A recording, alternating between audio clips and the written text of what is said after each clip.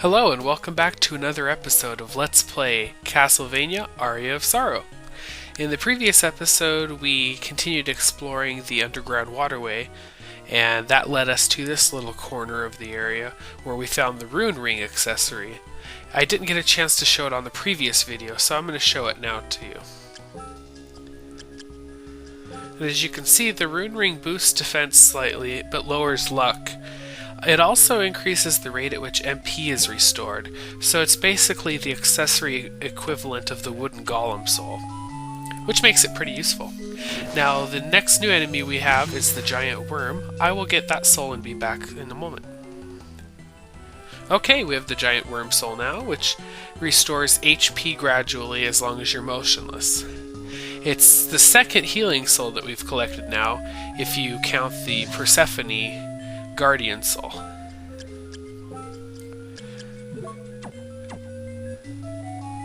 There you go. Just a little sneak peek at what it does. And also, the giant worm drops... Where is it here? There we go. The cream puff. Just another consumable like any of the other food items. Alright, now if we continue down this vertical passage all the way to the bottom, and then continue to the bottom of the next screen, the wall to the right is actually breakable.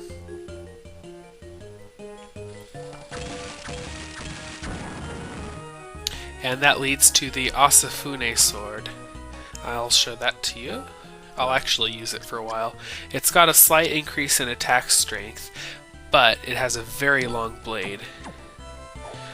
There we go. So it's got a lot of range to it, and although it's slightly more powerful physically than the previous sword we were using, it doesn't have the holy elemental attack that the mistletoe does. So, for some enemies it's not going to be as useful, but I'll use it for this video.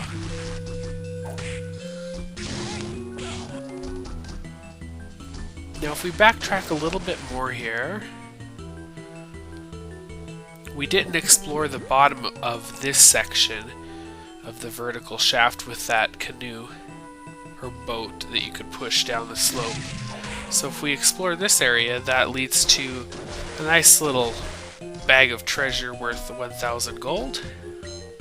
And then notice the gun over to the right. We'll have to get that, if you look on the map, from below through another chamber, but it won't be for a while. Anyway, I'm going to meet you back at the intersection. We'll be right back.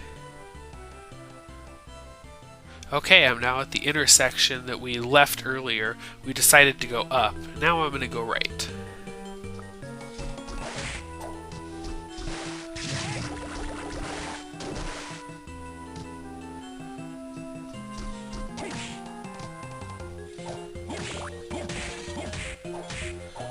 Ooh, a slime soul. How nice.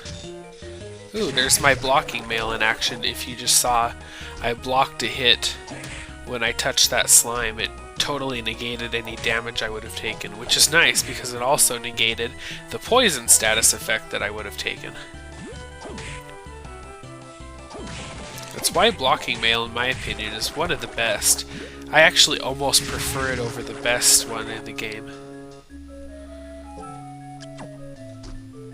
And then off to the left of this room, watch the sky quote. Did you notice that? That little streak of light? That is actually a soul we'll get later. But for now, let's kill this big golem. It was a boss previously at the bottom of the dance hall, and now it's a regular enemy, as I said back in that video. So we'll collect his soul, and I'll be back as soon as I get that.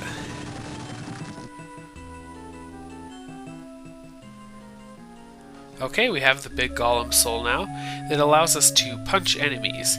It's kind of like the creaking skull, actually, and I'll show you what I mean.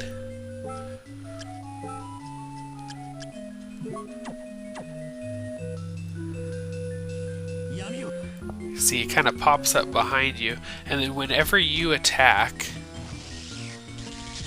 I guess I'll attack that way. There we go. He kind of punches out, and it's a pretty strong attack. It's okay, I guess, for a Guardian Soul.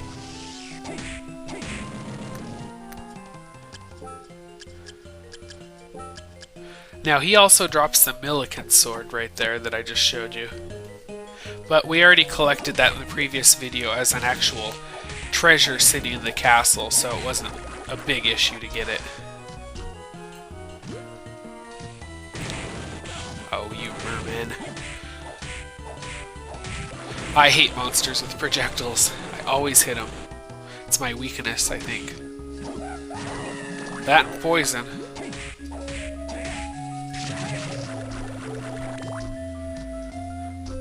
Now this room is kind of annoying due to all of the golden Medusa heads. So you want to try to keep them away from you, otherwise you're going to get petrified every time you touch one.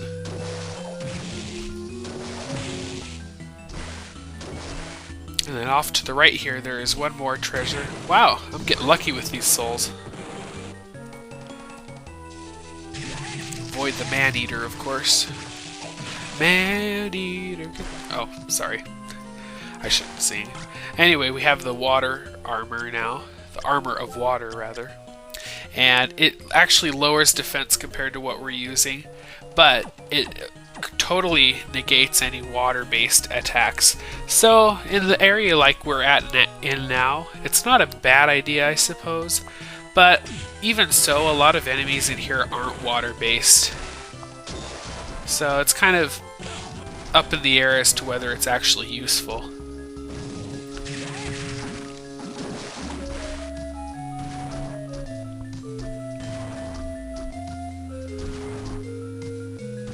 Oh, I hate fireballs. See? I told you, it's always the projectiles that get me.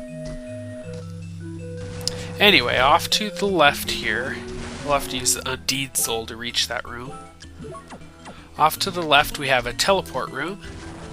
And then if we head off to the right-hand side of this upper area, we can reach a new enemy, which is the Ukobak. I'll get his soul and we'll be Ukobak. Sorry, bad puns. We have the Ukobak soul now, which sets fires in midair. It's basically another trap soul, kind of like Needles or the Une soul. Not my favorite, because enemies have to walk into it in order to get harmed. And now we have a new enemy, the Dryad. I'll get her soul and be back with that.